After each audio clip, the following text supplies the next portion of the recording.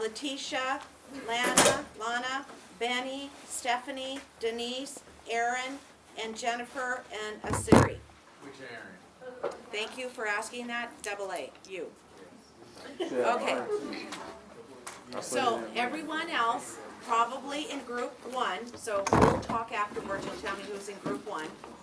And everyone else, you're gonna have to go in and cut and paste and then resend it back to me. Yeah, Betty? These are for the people that sent you the. Yes. Those, yeah, the people that I just called up are in the clear. Everyone else, I need something from you, okay? And I haven't done anything up here. Oh, thank you. I haven't done anything up here. Okay, so again, I'll get that taken care of. Okay, so we are now going to talk about genetics. So last week we kind of talked about the history of your profession and kind of gave you some insight that really things didn't get really going good for psych techs until the 70s. And I mean, I know you guys, some of you might think, well, you know, that was in the last century, and yeah, I get it, but it's not that old. To give you, nursing's not that old. Nursing really didn't get going till the Crimea War, which was in the late 1800s, or thereabouts. It's not that old as a science, okay? So it really doesn't have a lot of years for development, which is good for you, because you can have a part of that. You know, it's a good time to get in when it's more on the new stage. Okay, so each one of us is part of the soul of the universe. I believe that. When one of you aren't here and I look out and I don't see you, it kind of like, oh, where are they? Or if I get a smile in return from you when I give you a smile, I'm like, oh, thank you, that validated me. Just something as small as this. Now think about how it is, like if you're a mom or a dad or a brother or a son.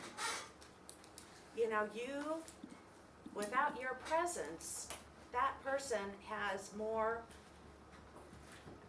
a shallower life. I don't know how to say it, but their life is not as full. No matter how you think of it, that is the case. Okay, so let's go on. Okay, so yeah, we're made up of chromosomes, and that determines our heredity. So our heredity is things like our eye color, our skin color, how tall we're going to be, dispositions to diseases. You know, that really came out with BRCA for breast cancer. Now they've identified the whole genome, so that's really the case. And then environment, you know, exposure to teratogens. This literally in Latin means monsters. Okay, it's things that will cause you. I just read the worst example I can think of is like LSD, which was a hallucinogenic drug in the 1960s, and kids were being born, obviously dying 2 days later type of thing, but they looked like little its on the monsters, where they were just like hair all over and just these little tiny things. That's a serious teratogen, but that is where there is, when there's exposure. A big one right now, believe it or not, it always has been, is rubella. Okay, rubella is German measles. That's why it's so imperative in chemism. I know some people don't believe in getting immunizations, and I think with scrutiny they all should be looked at. But for those that is going to harm the next generation, if that child is not vaccinated, is a big deal. So a parent doesn't believe, let's say, in this example, to have an immunization against German measles. Well, then that little girl grows up, she's pregnant, she's exposed to it. Now her child will suffer the consequences. Okay, that's another example of a teratogen. Okay, so chromosomes can be, you know, it can be both, a combination. Okay, genetic disorders. Okay, obviously we all know that our body is made up of trillions, not billions, but trillions of cells. You know, we have nerves, muscles, white blood cells. I mean, we have it all, right? Each cell has two components, kind of taking you back, the nucleus where the DNA and RNA is stored, and then the cytoplasm where the mitochondria and everything else is stored. And it is interesting that RBCs do not have nucleus. Why? I like to think of as if they take that space to carry the oxygen for all of our tissue. Okay, so here's a good example. We've all seen this before. And we all know that different types of cells their morphology is different. You can really see it here. You know, a nerve cell needs to have all those dendrites, right, to connect, whereas a muscle cell needs to have strength. Okay, and in the nucleus, that's where the chromosomes are housed. The DNA, we all know, is our genetic material. Genes are responsible for our physical properties, right? Two dominants get together, and it's definitely dominant. A dominant recessive get together. It's probably going to be dominant two recessives, and it's not it's really kind of a mute issue, okay? The nucleus directs the cytoplasm to make, yeah, we know that, right? That the sugars come in by way of the insulin and then make their way into the mitochondria, and that's the powerhouse. It's the adenotriphosphate that it makes, and that gives us energy not only to expel but to grow.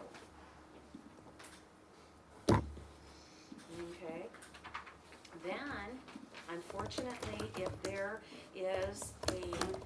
if something goes wrong, and I can't begin to tell you, I mean, I think you know, but when that sperm and that ovum unite, at that moment, things start happening. They start folding and twisting and turning, and it's like an orchestra, boom for the timpani, okay, the flutes you're gonna go, okay, the violins, and if everything just isn't just so, then you're going to have a genetic disorder. And the earlier it starts in the symphony, the more that it's going to carry out and be seen. Okay? So when there is a deficit within the system, there's a genetic disorder. And we have some examples here. Down syndrome. Okay? So there's an extra chromosome. So then there were too many. The orchestra leader, instead of just saying once, did it a second time. And, Down syndrome, too many, you would think, or at least, it's kind of, in my opinion, counterintuitive. You would think, oh, too many is a good deal. No, it has to be just perfect. Okay, Turner syndrome is where there's too few. Cry-du-cat is, this happens in 1 in 50,000, so it doesn't happen a lot, but it's a rare genetic disorder caused by missing pieces on a particular chromosome. Okay, we're going to learn later that the child will have a real high-pitched, like, cry, like a cat, hence the name. And then their head's going to be real small.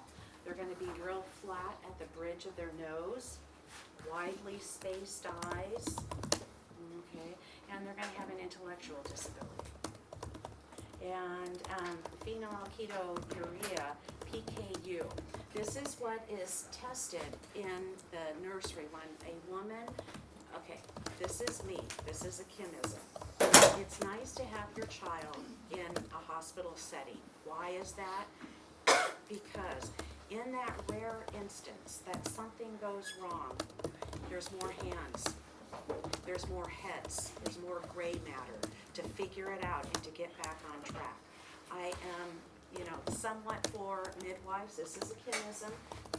But then also another kind of added feature to having something done in a hospital setting is that then they'll do PKU. Okay, with PKU, they'll do this testing right away on the child. Some children cannot break down proteins, and if they take the protein, even from mother's milk, then it will adhere to brain cells and inactivate them, okay? So, we want to, have that testing done, obviously. Okay, each organism, this is all review for us, has a fixed number of chromosomes that directs cellular activities.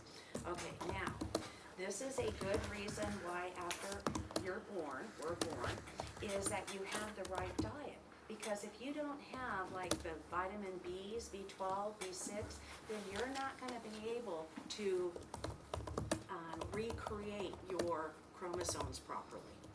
The cells cannot recreate properly. So, another good reason to have a good diet. And why people that are malnourished, that it ends up after a prolonged time period, because the body, your body, all of our bodies want to thrive. Their joy, our body's job is to bring us joy, okay? And your body will go to the nth degree to reproduce and do that. But at some point, the bottom's gonna fall out, there's not gonna be the nutrients there, and when malnutrition is the case, I was reading, I gotta tell you, in Haiti, 80% of the population suffers from malnutrition. 80. So when that happens, then it will affect the growth and the maturation of the brain, okay? And it never replenishes, okay? Okay, each human cell has 46 chromosomes. Each chromosome, goes smaller than that into the genes, and hence the genome, right? Where they can do the strands and see the coloring of them and the width of them. The 46 chromosomes are organized, and at conception, we get one from each side, and hence there's the 46.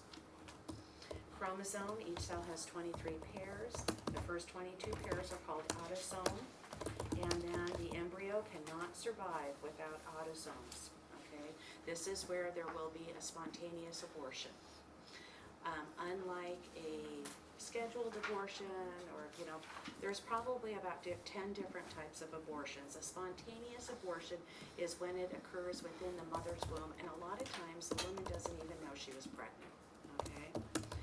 The 23rd pair is the sex chromosome, okay, and then so we have a double X for a girl and an XY for a boy.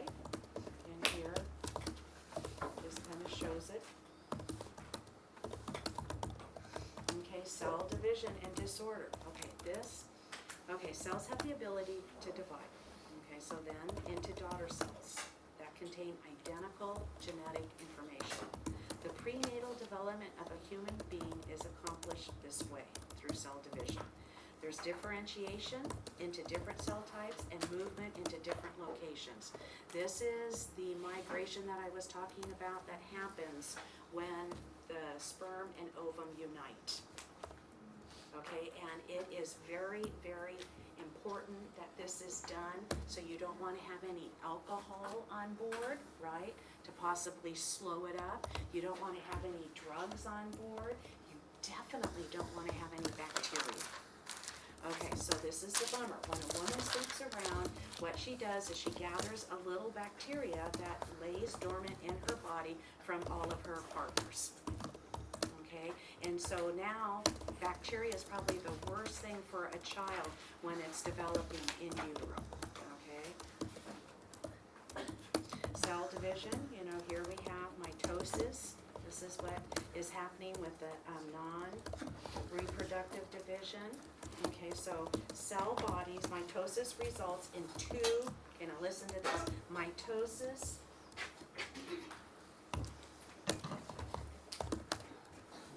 so we're talking on the same page. Mitosis and meiosis. Okay. Mitosis results in two identical daughter cells. Okay. This is what our body does. And then meiosis is what our sex cells do. Okay. This results in 4 sex cells, 2 stages, and then it ends up equaling 23 chromosomes. Remember how we need 46? So we're going to do it differently for the rest of our bodies, because then those 23 are going to unite with our partner and create the 46. Okay, so even for cell division, it has a different name.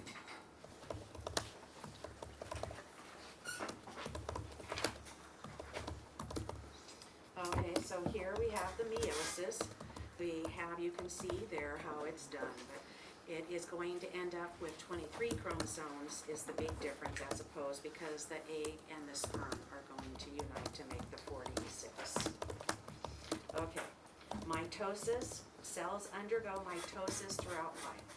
right now, you and I are in rebuild mode, right? Our children are in growth mode. So the mitosis is happening with us, but not at the same rate that it is with someone younger, okay? It's essential for proper functioning, divides it. Okay, the reason why the liver, there's a picture of the liver though, is mitosis only takes place, it takes place in the liver.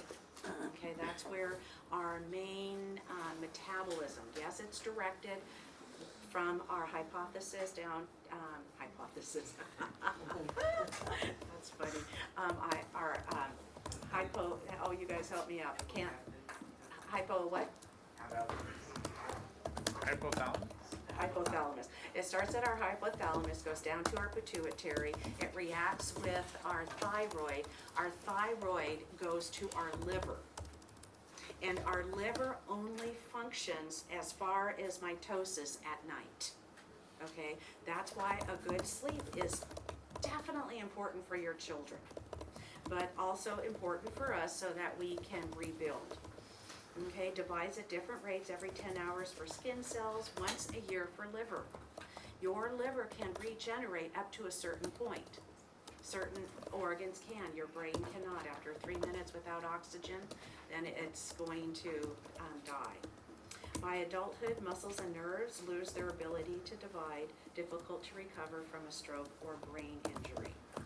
We have lots going on right now with stroke in the news. Men recover faster than women do, but it's incredibly important after a stroke that rehabilitation starts right away. The longer it lags, the less regain the person will have. So you cannot take it lightly and, oh, I'm gonna go back to work, or I'm gonna do this. No, your body's already told you to stop. Okay, typically before a stroke, you will have warning signs. Your warning signs are going to be high blood pressure or atrial fibrillation. You need to take note to that, right? You're going to be teaching your patients this. It's not the time when you take on a big endeavor, okay? It's a time when you need to take care of your body. Okay, if you don't take care of your body, how can you take care of anybody else, right? Okay, meiosis involves the 2-cell division. First division is reproductive, second is replicative. Takes a few hours for the sperm, but decades in an egg cell. Interestingly enough, our little baby girls are born with the right amount of eggs that they are going to disperse. Okay, they're going to have some left over, but they're not fully developed. And so as she matures and starts her menses, each month one will be released, but it's not fully developed until it's released. So kind of interesting. More abnormalities occur during meiosis because the process is more complex. Okay, so that, make sure you realize that has a star by it. Yeah. What's the average of Of eggs. What's the average? You know, I don't want to say, but I'm inclined to say probably thousands, if not more. Because I'm thinking 1 per month, right, has to be released. I'm thinking typically girls start their period around now like 9, 10 years old, some earlier. And then it goes up to, can go up to, I don't know, probably 46, 50, right in through there. But it's At birth, it's approximately 1 million eggs. 1 million eggs, okay. Yeah, a lot. That kind of adds to how unique each one of us are and why our brothers and sisters have their own uniqueness and not ours. Is because then the sperm, right? The sperm are constantly made, ejaculated, and so there's a new batch there in the man, and then 1 million. Wow, that's more than I thought.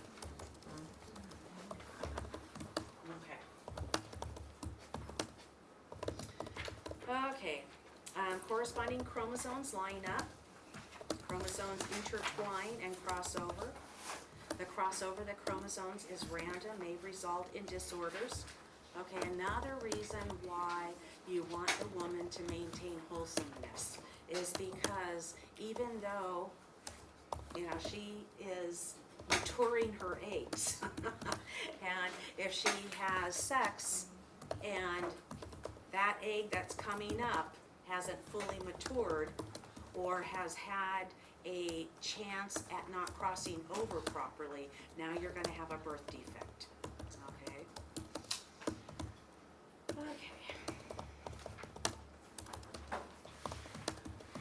Kind of goes into it a little bit right here. We're gonna get into diploid and haploid here in just a minute.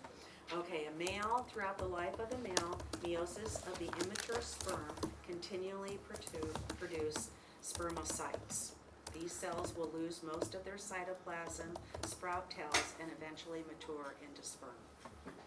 And I think, someone cross-check me, but like males, every time they ejaculate, what happens in their epididymis is where they store their sperm. So then they ejaculate and then they have backup sperm and then that comes out. But it's, when you think about the randomness of you, of that sperm and that egg uniting, it's pretty overwhelming. Especially when you learn that there's millions of eggs and that the male is creating sperm, as a joke I want to say as we speak, but as he goes. What's interesting about that too is that by the time you hit puberty, you lose about most of them, so you only have like 300,000 left. But then during the lifespan, you only use up to like 300 to 400. Wow, 300 or 400 of sperm are used out of 300,000, did you say? No, eggs. Eggs, oh, okay, on eggs, okay, that makes sense too, okay. Yeah. Okay, by the time a girl is born, her body had produced, okay, here it is right here, all the 2 million eggs she will ever have. Okay, that's hitting gray matter right now.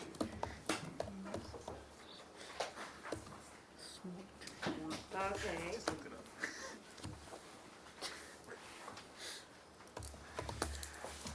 Okay, cell division, when chromosomes divide unequally in non-disjunction, the cell dies, and that's a good thing. Okay. Most fetuses with malformations die before birth. Okay, so then that's gonna be the spontaneous abortion. When they survive, the child is born with too many, Down syndrome, we've talked about that just a little bit, we're gonna get more into that, or too few, and that's gonna be Turner syndrome. The loss or addition of part of a chromosome can result in the deletion or addition of hundreds of genes and severe consequences. Okay, congenital malformations. Okay, so trisomy 21, is also known as Down syndrome. And this again is where they have too many chromosomes. During meiosis, both copies of the chromosome 21 end up in one cell. Okay, so not a full split. One daughter cell receives 24, the other 22. The cell with 22 is unable to survive. When the cell with 24 is fertilized with the sperm, the result is 3 copies. Okay, so let's talk a little bit about Down syndrome. It happens in 1 to 2 live births. Okay, 1 to 2 meaning out of 1,000 live births. It's typically more times than not a male, and there's no cure. It's just something random that happens. Okay. Male has additional copy of the X chromosome. Okay, so what happens with this? There's infertility and small, poorly functioning testicles, and it's noticed at puberty. Oh, you know what? Scratch what I just said. That was Klinefelter's disease. We're going to get there right now. Klinefelter syndrome, this is where it happens in 1 to 2 of 1,000 live births. It's more likely to happen in a man. Okay, so the man has an additional copy of the X chromosome. So 2 X's and a Y as opposed to an X and a Y. Okay, Okay, so he's got an additional, so with Klinefelter's, an infertility and poorly functioning testicles, it's noticed at puberty. Intelligence is normal, so they have good language skills, reading, writing, math. Okay. The extra X exhibits adequate production of testosterone and secondary sex characteristics. Okay, they have, here it says a little lower IQ, but they have intelligence, 75 to 90 is fine. 50% of them will, though, be cognitively impaired.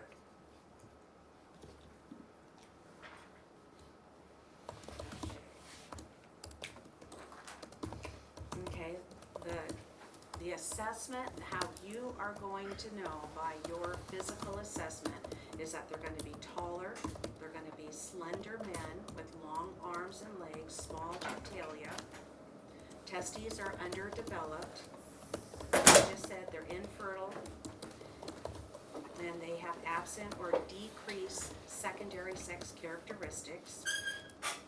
Testosterone treatment does help with secondary sex characteristics, but does not reverse the infertility. Okay.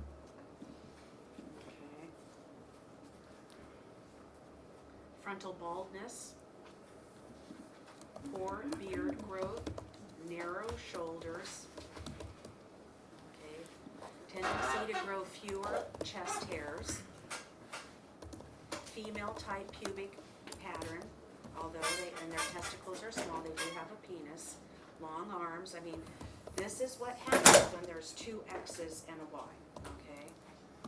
Body image is gonna be problems because they're gonna have breasts. And the breast can happen also too with a lot of psych meds, okay? So don't let that disrupt your assessment. They can have a mastectomy for reduction. Mental retardation is usually mild, we just said in the last slide, 75 to 90. Okay, pretty much everyone in this room is running 100 to 110. Okay, so not too much less than what we are.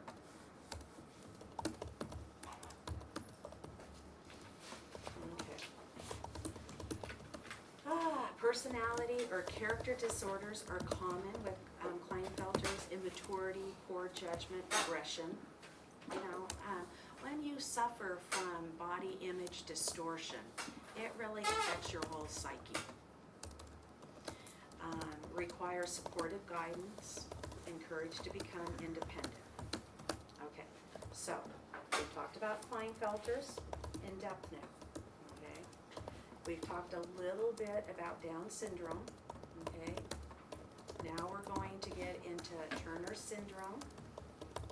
Okay. A fetus may survive with the deletion of a sex chromosome, as in Turner's. Okay. 95% of the fetuses with 45, the X are miscarried. Affects only females. Okay, so 1 in 5,000 births. 80% of Turner syndromes happen due to meiotic errors in the sperm. The fetus receives an X chromosome from mother, but none from father. Okay. This is also known as 45. You'll hear it stated as 45, and what it's referring to is that the chromosomes, there's only 45 as opposed to 46. Okay, so we talked about one with too many. Now we're talking about a disease process, a Turner syndrome, with too few. Okay, it only has 45 as opposed to the 46. Female is partially or completely missing an X chromosome. Signs and symptoms vary. Need hormone treatment to develop breasts and period, but they're going to be infertile. Okay, there's no, at this point, reproductive technology. They're going to remain infertile. Here's Turner syndrome. You know, I want you, let's look at this. They're gonna be shorter in stature, okay, when you're doing your assessment. So Klinefelters is gonna be predominantly men, Turner's is going to be women. Okay, short in stature, so now not tall and lanky as in Klinefelters, but now short. Shield webbed chest, okay, webbing and or shortening of the neck. You can see the webbing back here. You can also see, okay, babies are born with no necks, right? Their head just sits right on their chest. Okay, not quite so much, but still a shorter neck. Ears are low set. The eyes have epicathal folds to them. You know, I'm not really seeing it on her. Here's the, you know, what's that? That's a sheep. Yeah, this is a shoe. Yeah. You know, getting back to Turner's right here, oops. Okay, affects only females. Okay, do you see that there? The second bullet. Here we are showing the short stature, the webbed neck, the shielded chest, undeveloped breasts. Rudimentary means very little as far as very basic, not developed. Okay, here we're seeing the face. Non-functioning ovaries, absent secondary sex characteristics, and infertile. Okay, their hairline. Look at the neck there, you can really see it here. That webbing taking place. Note the hair growth and webbing of the neck. Okay, Turner syndrome. Growth hormone to increase height. Female hormone estrogen so that they can have the development of their secondary sex characteristics, but they still remain infertile. So both Klinefelters and Turners remain infertile. Okay, they're going to be more likely to have strabismus. Ptosis is where the eyelids kind of droop over. Obstructed L side of the heart, obstructed left side of the heart. So then the left side is what pushes out the oxygenated blood. So it stands to reason that they're going to be easily tired. And so for the eyes, the strabismus and ptosis, patching and refraction, surgery to correct the heart, support in school, mainstreaming is best. And they have average intelligence, so they're capable of handling jobs and getting there and doing everything that we do. They're okay. Mentally retarded is usually not present. Ms. Kim, can you go over the first bullet point? What is that again? Patching and strabismus over on this side or the other side. Yeah, that one. Strabismus is where you have like a lazy eye, the muscles aren't developed, and it's very blurry, your vision. Ptosis is where you'll have a drooping eyelid, okay, where it will droop over. And to correct that would be the patching of the eye to cause it to get stronger, and then refraction and surgery for the left side of the heart. This is interesting here. Okay, so here, she's been married. She has Turner syndrome. She's worked for 24 years, diagnosed with Turner's at 2, had hormone replacement.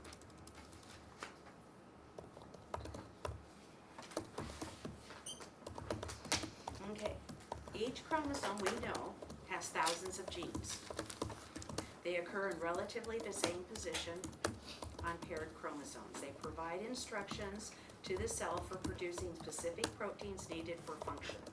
This is why it's so important to have protein, especially when you're growing, okay? For rebuilding yourself, but especially for growing. Proteins needed for the body. All of those genomes are made up of protein, okay? And then you obviously need the insulin to get them into the cell, okay? And we've already talked about their either dominant or recessive, right? You're gonna carry either 2 dominant or 2 recessive, 1 dominant, 1 recessive. Okay, here we're showing just the chromosome. Okay. Let's go ahead. No, do you guys want to go a little bit further before you take a break? Are you ready for a break? Okay. Let's go ahead and take a 10-minute break. Let's say it is 9:31. Let's come back at 9:45. Did you have a question? I thought Yeah, I did. you wanted a break. I'm sorry, go ahead.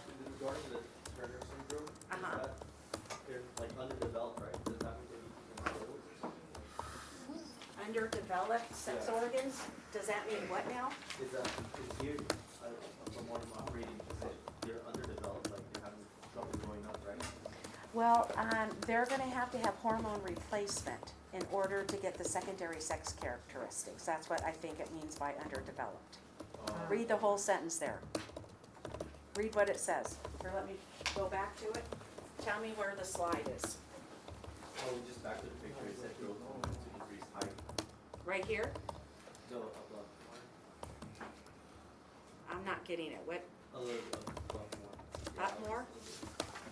Yeah, there, it said growth hormones. Yeah, and it, to increase height and then female hormone. These people, they're gonna, first off, they're gonna remain infertile, okay, no matter. But what we're trying to do is to give them the best life possible. And without the hormone, the female estrogen, they're not gonna develop any secondary sex characteristics. So it's one thing to be short, and I'm not trying to be crass here, but with no breasts. Because then you look short and young. Part of the identifier of an older person is breasts, right? So when you see them short, you're going to notice that they're not necessarily young, that they're the appropriate age. And then too, your voice changes, you know, with estrogen, right? Have you ever heard a little girl talk versus a woman? A boy versus a man? Okay, so then with Turner syndrome, that's gonna change their voice, change so that they have more muscle mass. I'm not talking about Turner's, I'm talking about Klinefelter's now. You're going to give the Klinefelter patient, who's a man, you're gonna give him more testosterone so that he develops, because he's got 2 X's and a Y. And we're trying to kind of negate that 1 X, if you will, by giving them more testosterone. Here, we're trying to bring out, on Turner's, we're trying to bring out that she's a female. And so we're gonna give more estrogen. Okay, now, there's a lot of talk in the news right now, is there not, about hormones for situations, and I just really want to stress that there is very little known about endocrinology. Very little, okay, the hormones. And so when you start messing with this, okay, now first off, because these people are infertile, if there is an error made, it's not gonna perpetuate itself.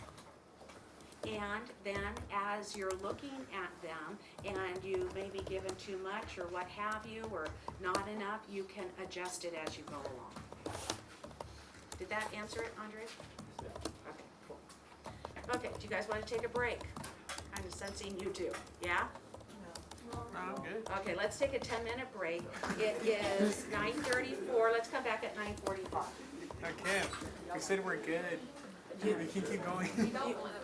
You don't want a break? Well, some of you are saying yes and no, but the ones that are saying no are being verbal. Okay, we're gonna come back at 9:45. Okay. I made an executive decision. Okay.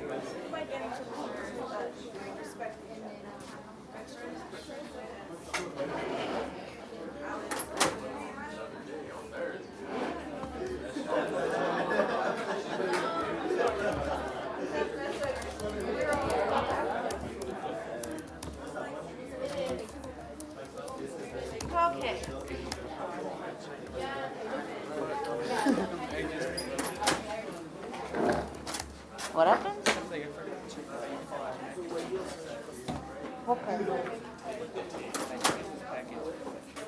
Okay, so genes, you already know this, are the building blocks, right?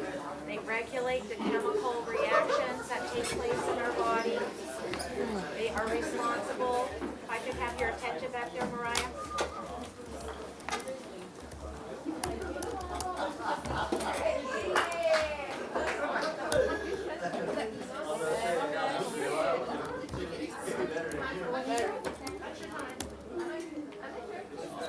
Okay, so getting back to the lecture here. So genes are responsible for all of the chemical reactions that we have. You know, look at how important the genes, okay, so those are made at birth, right? For all the chemical reactions that take place in our bodies. Okay, so for all the electrolytes, all of the osmotic pressure, all of the different pressure gradient, I mean, that's a lot. And the reason why I'm stressing this is because some of you are in the reproductive ages. It is just incredibly important, I can't tell you, you know, for your future lineage, to, you know, for your offspring. And a lot of these we're going to learn, like with the cystic fibrosis is a good example of a chemical reaction. You know, it's a horrible thing to see your child have cystic fibrosis. Eye color, appearance, health characteristics. A hitchhiker's thumb is where the thumb will go way back. The person will be double jointed. So that is a characteristics of the genes. Replication of red blood cells. Okay, so sickle cell anemia, you know, is affected by the genes. Skin color. Okay, fructose or lactose intolerance. Excuse me, what do you mean by you say a lot of us are in our reproductive years? 20 from about You just mean like we, yeah, from about 16 to about 35 are reproductive years, where you're going to probably reproduce. And so the bummer about those ages are, one, is your brain's not fully developed until 25, so you're going to lack impulse control up until that time, right? So that's kind of a bummer for reproduction.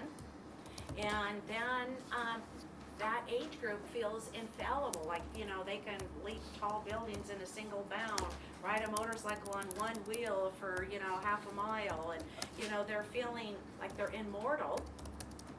And so they're more likely to do things that are going to be hurtful to their sperm, in your case, obviously, you know.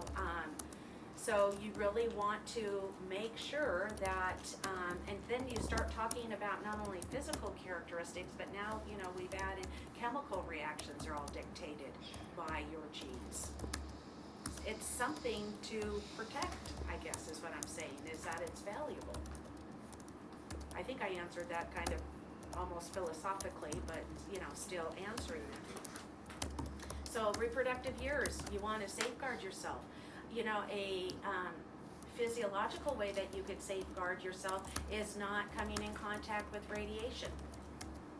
You know, make sure that when you are in imaging at the facility that you are behind a lead wall, or that you have an apron on, that you don't have any exposure, because that will change your gene pool, and then it will probably more than likely cause leukemia for your offspring.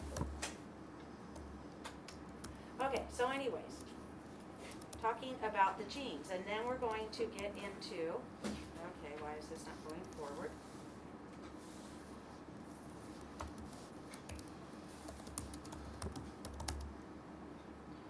Mutations. Another name for mutation is alleles. Allele, say it louder. I've never heard this term. I've always heard mutations. I think it's alleles. Alleles? Okay, alleles. Okay. Mutations can happen spontaneously. They're happening now in the gene, right? Within the chromosome. Can be caused by, okay, radiation, chemicals, viruses. Most are unhealthy. Once they occur, they become a part of the person's genetic code and are passed down to the next generation. Okay? Everyone has about 6 mutations, but you know, you don't want to have too many more. Okay, the genes. Okay, now when we're saying genes, okay, so we have the chromosome, kind of looks like, and then within that chromosome, it's helixed. And within that helix, there are little proteins on there. And those proteins are the building blocks of the gene that are housed in the chromosome, okay? So,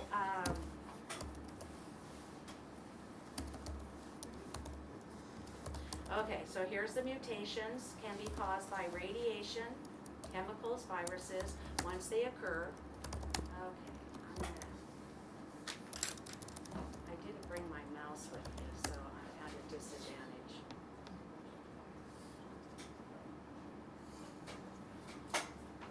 You see the little arrows on the top left corner? This says 37-150. Yeah, You can always click those to go to the next page. Go you to can the, click this right here, yeah, to the left. See those arrows? right here? Yeah. Okay, so this is going down. Yep. Okay, Yep. so I wanna go up. Okay, thank you, thank you. Oh, I love when I learn. Thank you. Ms. Kim, so for the test, are we gonna just have to know the term mutations or alleles also? I'm gonna use mutations. Got it. It's in some of the readings, so I wanted to expose you to it. All right. Okay, so now we're going to get into recessive gene disorders, okay? So there's over 12,000 of these diseases, and it's by a recessive gene. Both parents have to carry that recessive gene. So therefore, the fetus has a 1 in 4 chance of getting the disease. Polygenic disorder are caused by errors on many paired, okay, so we can have spina bifida from this, a cleft lip, and a cleft palate. So a cleft lip is going to affect just the lip, and then the palate is going to be the roof of the mouth.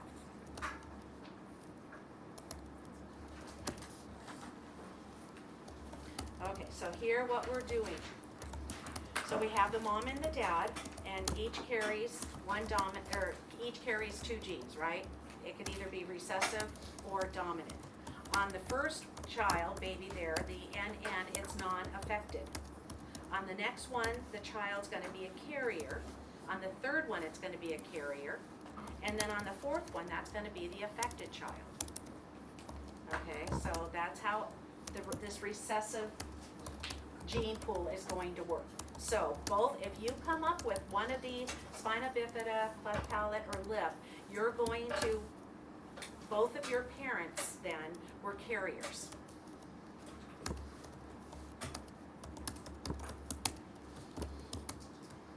Okay, so a recessive gene disorder, okay, polygenic disorder, a cleft lip. Okay, it happens 1 in 800 live births, mostly boys. It's a failure of union of the embryonic structure of the face. May vary from a single notch, and it can be more, you can see it here, where it can be relatively benign, just go back a little, or it can affect and go all the way back. What's the bummer here? The bummer is that the child is not going to be able to suck properly, is not going to be able to latch onto the mother, and is going to then, instead of swallowing it being the milk, it is going to be a source of more bacteria. So those have to get closed off, or in the meantime, they'll use, like, they call it a duck bill, and it's where the nipple on the bottle is longer and it's flat on top, so that it creates a suction up here and allows the child to swallow.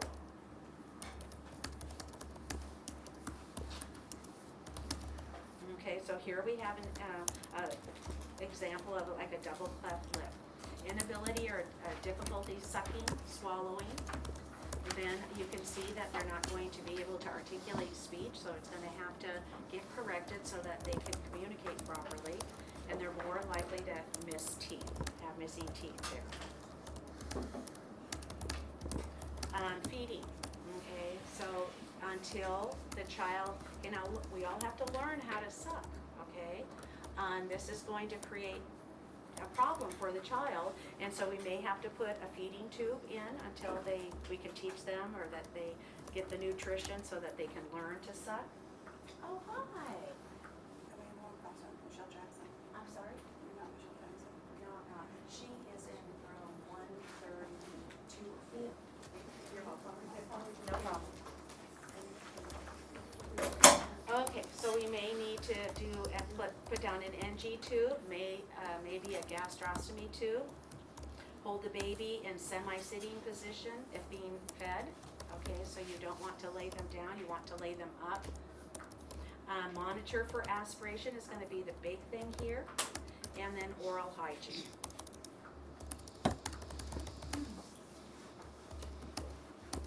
Okay, plastic surgery, and the name of the lip repair is Cleoplasty.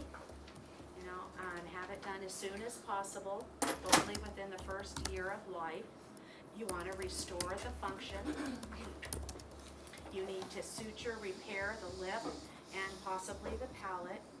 It improves obviously the child's appearance. Post-op nursing care, you wanna make sure that you have an open airway with these, that there's no shock or hemorrhaging. You use the feeding techniques that we've already described and prevent injury to the suture, that they don't get infected. Do not allow an infant to cry. Wow, that's pretty almost impossible. Okay, so look at how nice that repaired.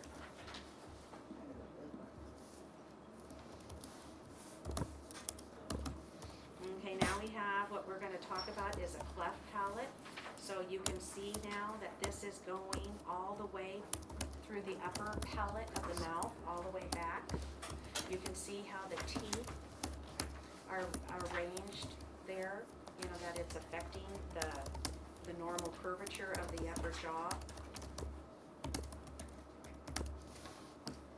Okay. More common in girls, may involve a lack of infusion. Okay, so that did not fuse properly, and that is the cause of it. Again, this is a recessive disorder, okay? So this is not anything that the parents had any control over, okay?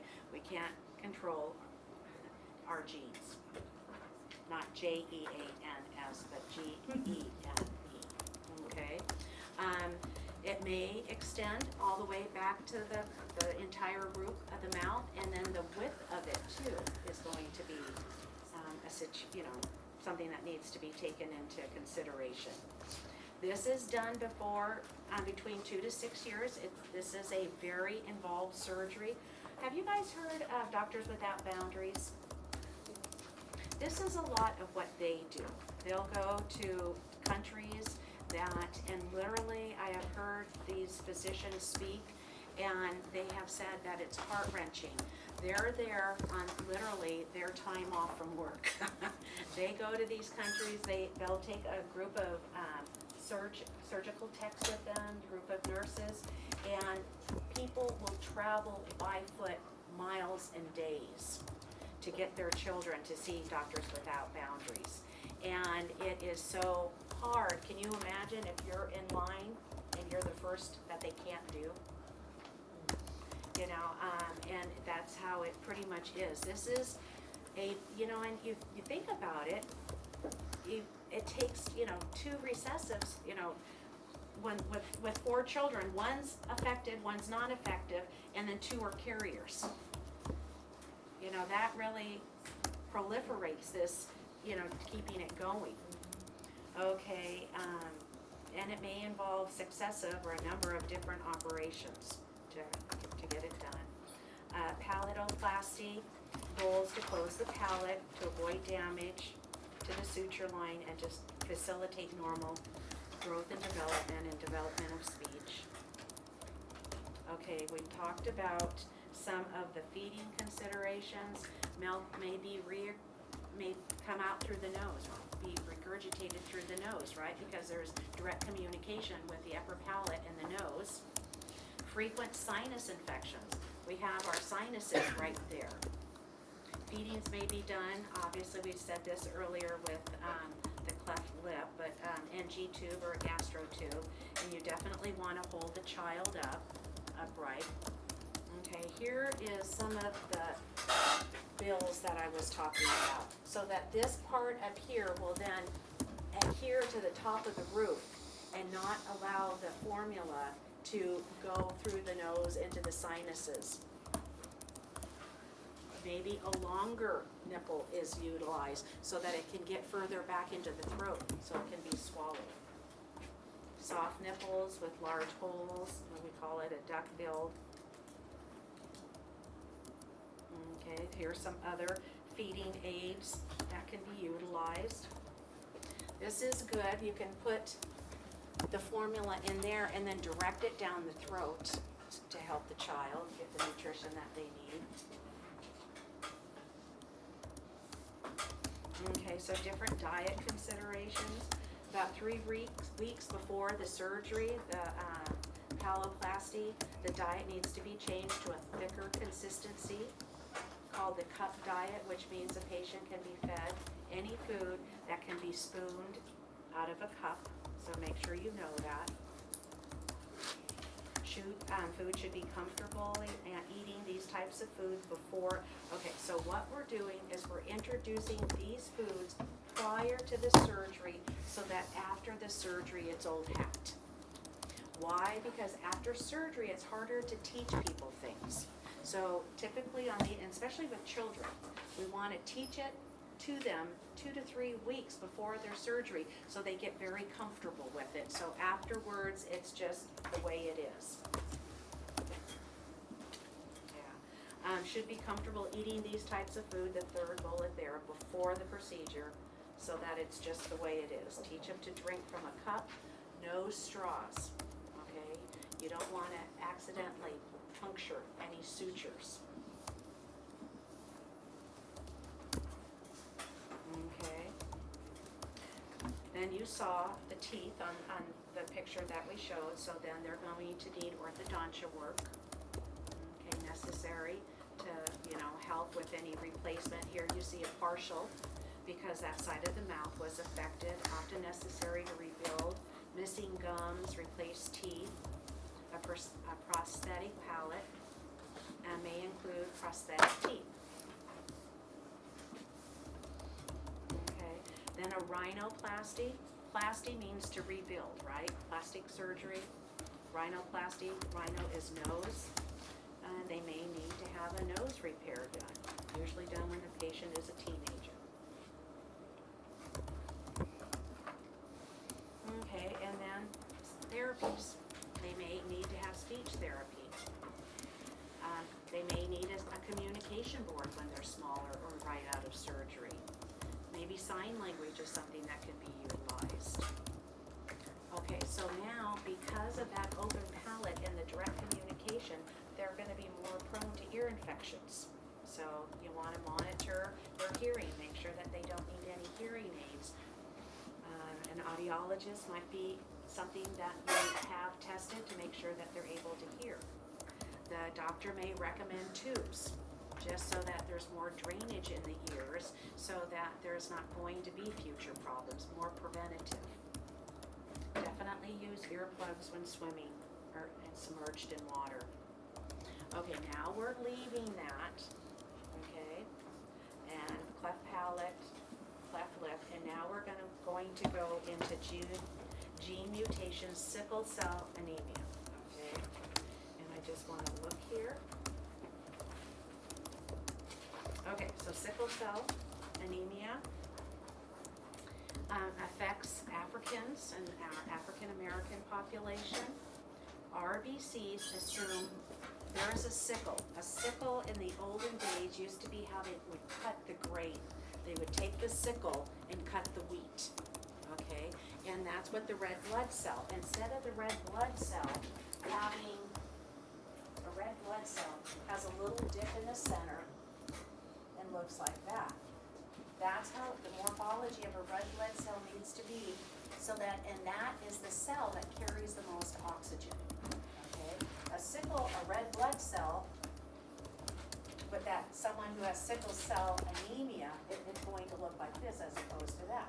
So can you see how they can carry less oxygen? Can you see how this one, when going through a capillary, how it can turn and bend?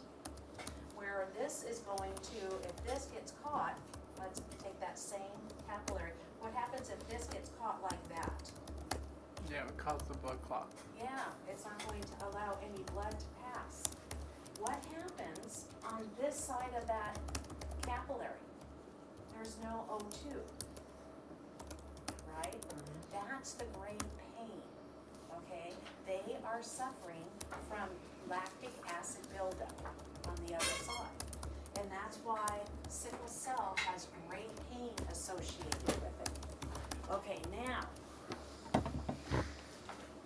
who metabolizes the quickest? It's young males, right? From about 18, 16, depending on their stature, to probably about 30. So when you metabolize quickly, you also metabolize drugs quickly. So that is why a lot of these people are not drug seeking. They are in true legitimate pain, and why they require large doses. And now just real quickly, I want to go over this. We talked about it a little bit with pain. But the pain theory states that if you have a cell, and that cell has a pain receptor on it, and if you have a narcotic, and it fits that area, the narcotic does, this is the cell, and this is the narcotic. Well, then the person's not going to become, if they have a receptor for it, the pain medication, they're not going to become addicted. It's when a person takes drugs and they have no receptor for the pain, the narcotic to adhere to, that these people, then you have free-floating drugs in their system, and that is what causes addiction. Okay, I gotta tell you, we talk about addiction a lot, and it's something that has greatly affected my family at birth, and it's really cool how they're singing hymnals now, and mentioning addiction in the hymnals. It kind of blew me away. But anyways, okay, so getting back to sickle cell anemia, so the RBCs assume a sickle shape, just like that, just like what we have on the board, and it affects their ability to carry oxygen. And then, not only does it not carry the oxygen, but it is more likely to get into a position so that there is not a streamline through that capillary to the other side. Okay, so the cells clump, causing pain, and then you have necrosis. Prior to necrosis, you're going to have lactic acid buildup, and that's the start of the pain, and then, severe pain when you have necrosis. They have a shortened lifespan, and they often die in their 30s. Okay, now I know many of my friends have sickle cell anemia. I can think of like 5 friends that have sickle cell anemia. And they are all of them are very industrious people. Most of them are nurses, and they lead a very full life. So you have to manage. It's like having a chronic disease. Okay, a chronic disease means that you have to learn to live with it. Okay, they're more susceptible to infections. You tell me, why are they more susceptible to infections? What have we talked about that would make them more susceptible to infections? Why? I'm thinking because if you don't have oxygenation, you're going to have increased bacteria, right? The anaerobic bacteria, so that's going to be one area. And then, so they're going to tire. Why is that? Because they don't have the ability to carry the oxygen on the cell. Okay, when they go into a crisis, what will cause these people to go into a crisis? Any stress. And I don't mean, although it can be, mental stress, having a test, but it's a change in the weather. It's if they get too tired. If the weather changes too quickly, that can be stressful. Standing too long can be stressful. Okay, so they really have to monitor themselves. And they're going to have social isolation. When they go in crisis, they're going to be in the hospital. And typically these people will go for repeated, their hemoglobins will get down to 6. And they're standing up. That happened to anyone in this room, we'd be flat in bed and look very gray at best, if not blue. Okay. And so they have to schedule their blood, to receive new blood. Vaccination, antibiotics, definitely, that and health, pain management, absolute, they have to, that's another stress. If they allow themselves to get dehydrated, you and I can compensate for that, right? Not this class, not this group, not this population. They may have to have home study, emotional support. You know, everyone else is out and playing, going to school, but not them. And hopefully not bereavement therapy. Well, okay, so recessive gene disorder, cystic fibrosis, okay, affects, mostly occurs among Caucasians from Northern Europe. There is a certain sect of Jewish people that also, along with African American. Oh, stop. Okay, now we are changing. We're in cystic fibrosis, okay? This is going to be the last thing that I want to cover for today. Okay. Cystic fibrosis is a disease where there is excessive mucus production. We've talked about asthma. This is worse. Remember we said that asthma was excessive production of mucus along with constriction of the airways and then spasms, okay? This is where they have a problem, and this is kind of like one of those chemical things.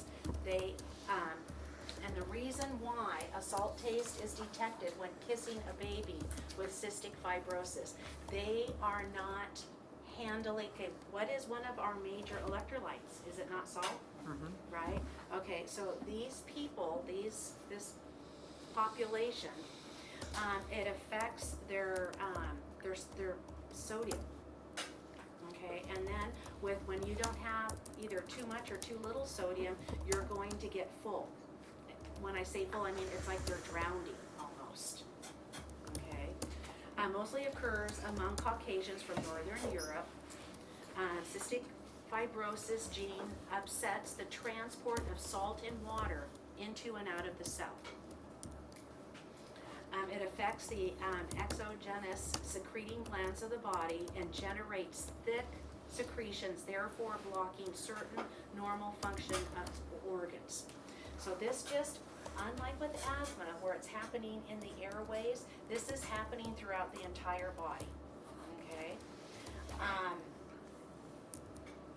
When babies are born big, I know both of my children, my dad's family, side of the family has big babies, okay? My children were large. Okay, immediately they tested both of my kids for cystic fibrosis. Okay, if they didn't have it, you know, thank you. But it was a fear because of their size, and I'm not, well, I guess Germany is more, it's getting up there, but it's kind of midline as far as Europe goes. Okay, but this is where this thick secretions, so then now, okay, now think about this. So when the amylase and lipase is coming out of the pancreas, well, there's these thick secretions that are blocking that. When bile is coming down into the small intestines from the gallbladder, there's thick secretions blocking that. Thick secretions in the lungs too, just like with asthma, but more so. It's like these people, and they usually don't live very long. Let's go into it.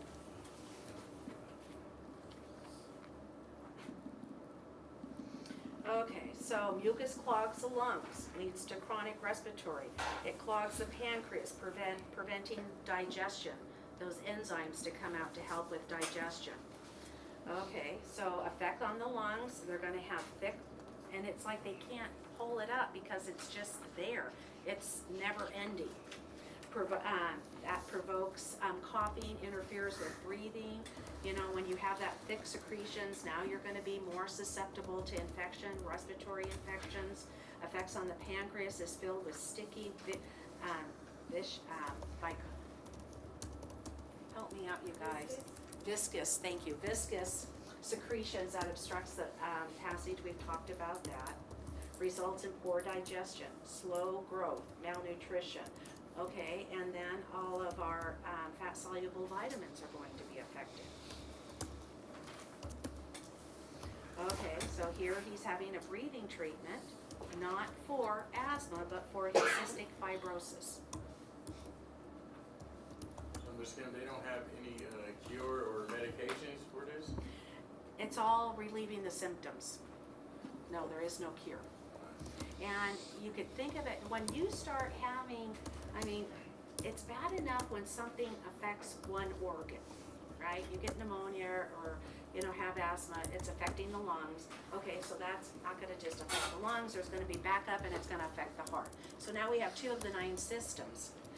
With cystic fibrosis, 9 out of 9 systems are affected. Medication used to thin, okay, remember we learned about Mucomist and spray like Pulmazine, oral supplements to help because they're not getting, if you don't have amylase and lipase, you're not gonna break down your food. If you don't break down your food, you're not gonna be able to utilize it for metabolism. Okay, gene therapy is promising, that's gonna be the cure, if they can unlock that. Okay, this is where you want to, and this is good for pneumonia too. It's where you want the person to, like, I wish this table were more narrow, but you're gonna wanna take the child and put them on your knees and have their head down. And you're gonna wanna clap them. And this is good, honestly, I do this a lot.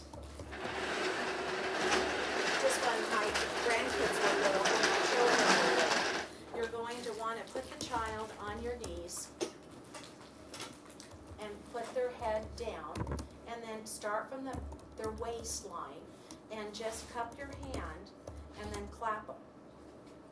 And you want to move it up. And then on the sides, okay, so the sides and the back. And what you're doing, if they have a bad cold or you're opening up the airways, it's causing vibrations that are hitting the airways that are loosening the mucus by the vibrations.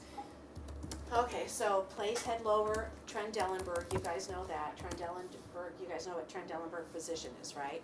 So when someone is lightheaded, you want to have the blood go to their core, their head, so that they don't pass out in their core. So you would put them in Trendelen, clap, gentle drumming, cupped hands. And sometimes a lung transplant is needed so that they get a set of lungs that don't have this sodium imbalance in them. At that point, are they here? No, because you have all the other 8 organs now. But breathing, obviously, you know, the others it's easier to treat the other symptoms. With the pancreas, okay, here, now she's got the child in front. And it facilitates the release of the mucus and the draining of it. Okay, that is where, is there any questions on anything from today? Yeah, Can Carrie, we go over what's gonna be due next Monday? absolutely.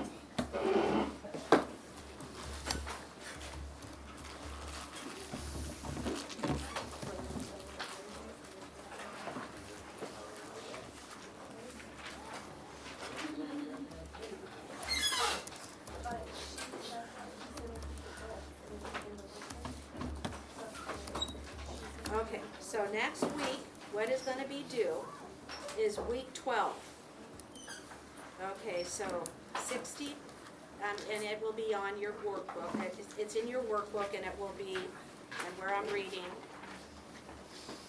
it's going to be week 12. Okay, now these I haven't finished these yet, so you'll have to get these on Wednesday, okay? I'm gonna sit in here and finish them, I didn't get a chance. Okay, but anyway, so what is here, which is 65, 66, 67, 68, 69, and 85 for week 12 will be due. And then I am going to hopefully be able to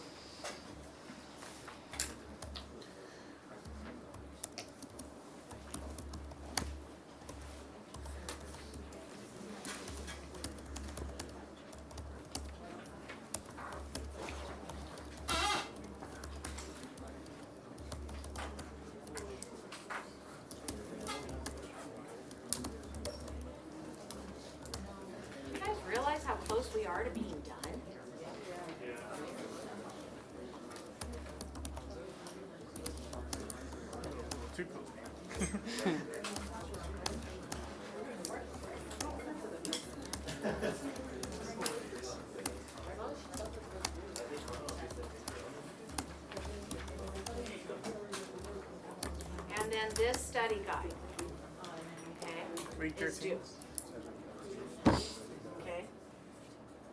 We're going to, what we've done is we've had a history, right, of psych tech. Then we went into, originally, we did what's normal. Then we went into the history of psych tech. Now we're doing the genetic part of what could go wrong and cause your clientele to be in front of you. And then we're going to get into the before and after the natal time. Okay, what could go wrong there? Okay? So on Monday, is it based on pre-postnatal or is it on genetic? It is on pre and postnatal. Monday's homework. I thought it was genetic. The schedule's not genetic, so. The homework study guide. We're gonna be doing week 12. Right? Huh? I think next week's week 15. No, we're doing week 12. But yeah. Is that what you have? Well, I'm confused because why are we doing study guides ahead of time now? Because usually they're due when we take the test on it. That's why I'm confused. Okay, I can see So that. we already did the genetic study guide. That's why I'm wondering, wouldn't we just do that study guide till next week? And then it would be due the day of the test now, or is it? Okay, I'll go for that. I'll go do that. So then, to answer the question, That's what I'm saying, like, why would we do that? So Yeah, no study guide, right? well, you know, No, we're ahead. Yeah, we're ahead. No, we're ahead. we got behind when we did behavioral modification a week late. I think we're like on schedule. We are on schedule now. I think, Karen, I'm gonna say that, let's have the study guide due next Monday, and it will be before the test. So Okay. still do week 14 study guide. It will be due next week, which is week 12. Right? Okay, week 12. So what's due on Monday? Okay, what I just said, but I'll go over it again. Give me a second.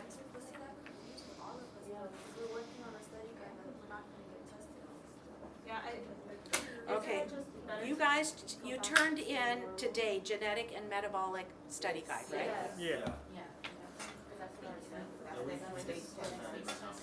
Okay, let me look at this and I'll tell you on Wednesday. You don't have your books anyway, so you can't do it, okay?